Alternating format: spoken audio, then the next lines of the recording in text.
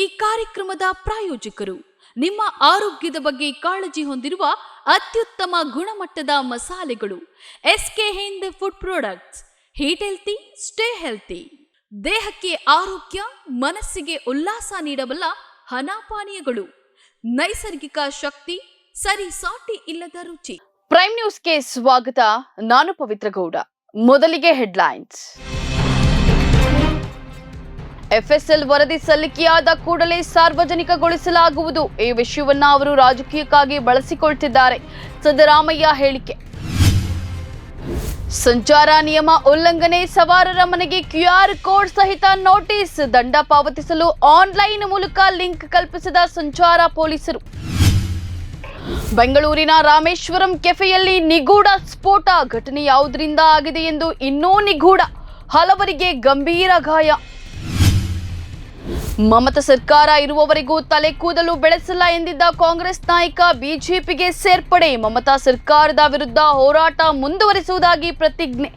ಸಂಘಟನೆಯಲ್ಲಿ ತಮಗೆ ಸೂಕ್ತ ಗೌರವ ಸಿಗಲಿಲ್ಲ ಎಂದು ಆರೋಪ. ದೇವಸ್ಥಾನ ನಿರ್ಮಿಸುವುದು ಸಾರ್ವಜನಿಕ ಜಮೀನು ಕಬಳಿಕೆಗೆ ಇನ್ನೊಂದು ವಿಧಾನ. ಭಾವನಾತ್ಮಕವಾಗಿ ಬ್ಲಾಕ್ ಮೇಲ್ ಮಾಡುವುದು ಹೀಗೆ. ಗುಜರಾತ್ ಹೈಕೋರ್ಟ್ ಹೇಳಿಕೆ.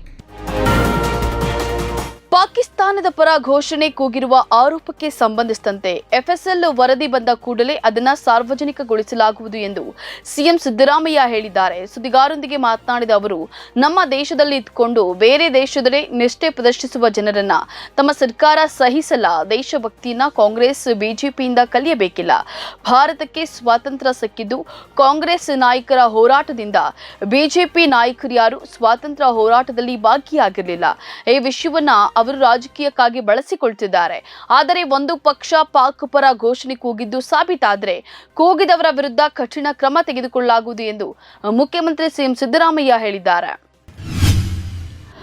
ಸಂಚಾರ ನಿಯಮ ಉಲ್ಲಂಘಿಸಿದ ವಾಹನದ ಮಾಲೀಕರಿಗೆ ದಂಡ ಪಾವತಿಗೆ ನೋಟಿಸ್ ಕಳಿಸಲು ನಗರ ಸಂಚಾರ ವಿಭಾಗದ ಪೊಲೀಸರು ಮುಂದಾಗಿದ್ದಾರೆ.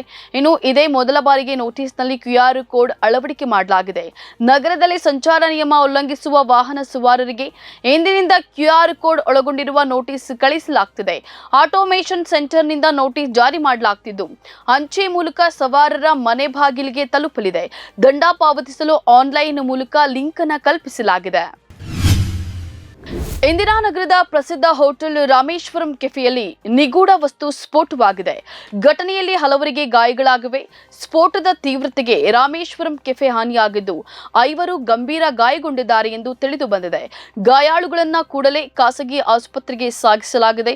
ಸ್ಫೋಟವಾಗ್ತಿದ್ದಂತೆಯೇ ಜನರು ಭಯಭೀತರಾಗಿ ಓಡಾಡಿದ್ದು ಕೆಲಕಾಲ ಆತಂಕದ ವಾತಾವರಣ ನಿರ್ಮಾಣವಾಗಿದೆ.